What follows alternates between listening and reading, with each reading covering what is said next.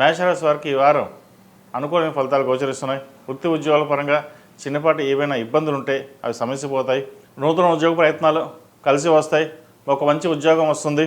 ఏ నడుస్తున్నా ఉద్యోగపరంగా ఇబ్బందులు పడుతున్న భావన ఏర్పడదు. కొంతమందికి ఏ బాగుంటుంది, కొంతమందికి ఇబ్బందికరంగా ఉంటుంది. అది వారి వారి జాతకాన్ని బట్టి ఉంటుంది. అయితే మీకు ఏ కూడా ప్రస్తుతం గోచారీత్యా చక్కగా ఉంది.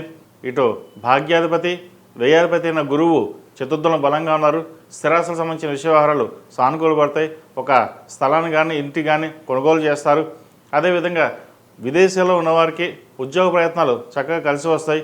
వైద్య వృత్తులు ఉన్నవారికి, సాఫ్ట్వేర్ రంగంలో ఉన్నవారికి అనుకూలంగా ఉంటుంది. ఈ ఏలినట్స్ వల్ల కొంచెం మెంటలీ స్ట్రెస్ అనేది ఏర్పడుతుంది. కుటుంబంలోనే కాస్త చికాకు ఏర్పడే అవకాశం గోచరిస్తుంది. వివాహ ప్రయత్నాలు చేసేవారు కొంచెం ఆచితూచి వ్యవహరించడం చెప్పదగిన సూచన. సప్తమంలో రవి శుక్రులు ఉన్నారు. శుక్రుడు రవితో అస్తంగతమయ్యారు. భార్యాభర్తల మధ్య విభేదాలు వచ్చే అవకాశం కూడా లేకపోలేదు. వాటి విషయంలో జాగ్రత్త వహించండి.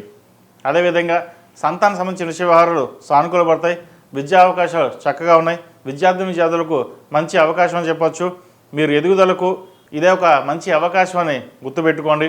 ప్రభుత్వ ఉద్యోగం కోసం ప్రయత్నాలు చేసేవారికి మంచి కాలం అని చెప్పొచ్చు. చక్కగా దాని మీద దృష్టి పెట్టి ముందుకు వెళ్ళినట్లయితే మంచి ఫలితాలు సంప్రాప్తిస్తాయి. అదేవిధంగా విదేశాలకు వెళ్ళి చదువుకోవాలనుకున్న వారికి కాలం అనుకూలంగా ఉంది. ప్రయత్నాలు ప్రారంభించవచ్చు. విదేశాల్లో ఉన్న వారికి వృత్తి ఉద్యోగాల పరంగా అనుకూలంగా ఉంటుంది. మెంటలీ స్ట్రెస్ అనేది ఎక్కువగా ఉంటుంది.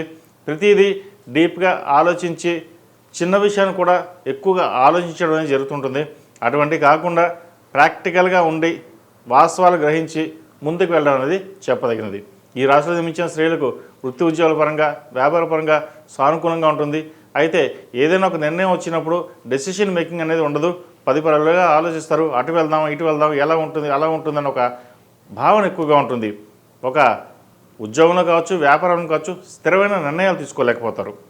అయితే ఇటువంటి సమయంలో కుటుంబ సభ్యుల సహకారాలు లేదు అంటే కనుక స్నేహితుల సలహాలు తీసుకుని ముందుకు వెళ్ళడం చెప్పదగినది. ఒక్కొక్కసారి సొంత నిర్ణయాలు మేలు చేయవు. కాబట్టి సొంత నిర్ణయాలు తీసుకునేటప్పుడు ఆచితూచి వ్యవహరించడం చెప్పదగిన సూచన. అదే జీవిత భాగస్వామితో మాట్లాడేటప్పుడు, వ్యవహరించేటప్పుడు కొంచెం జాగ్రత్త వహించడం చెప్పదగినది. చిన్న చిన్న డిస్టర్బెన్స్ కానీ లేదా మాట పెరిగే అవకాశాలు లేకపోలేదు. వాటి విషయంలో జాగ్రత్త తీసుకోవాలి. ఈ రాశివారు ప్రతిరోజు ప్రతినిత్యం నువ్వుల నూనెతోటి దీపారాధన చేయడం చెప్పదగినది. వీరికి ఏలినాటి శని నడుస్తుంది. ఏలినాటి సమయంలో నువ్వుల నూనెతో దీపారాధన చేయడం అనేది శ్రేయస్కరం. అదేవిధంగా ప్రతిరోజు ప్రతినిత్యం కార్తీక దీపం పెట్టడం చెప్పదగిన సూచన. దక్షిణామూర్తి కాలభైరవ రూపు మెడలో వేసుకోండి. నరదృష్టి అధికంగా ఉంది. ఈ రాశిలో జన్మించిన వారికి కలిసి వచ్చే సంఖ్య 5, కలిసి వచ్చే రంగు నేవీ బ్లూ. ఏదైనా పని మీద బయటకు వెళ్ళినప్పుడు సోమవారం కానీ శుక్రవారం కానీ వెళ్ళండి. మంచి ఫలితాలు సంప్రాప్తిస్తాయి.